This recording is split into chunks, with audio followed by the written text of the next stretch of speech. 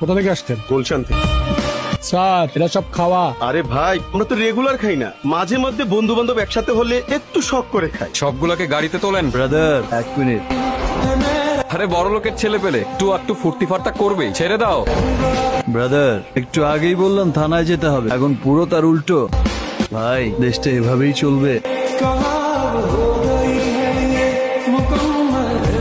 এইভাবে কেউ calling bell চাইপা ধরে বসে থাকে? তুমি তো জানোই যে আমি তোমার জন্য সারা রাত জায়গায় বসে থাকি। আমি তোমার জন্য বাজাই না, জজ সাহেবকে একটু ডিস্টার্ব করি। না, না না না না না, এইসব আমার লাগবো না। তুমি তাড়াতাড়ি বাড়ি আসলেই আমি খুশি। রাখো রাখো। আরে আপনার রাজপুত্র এলেন তাহলে?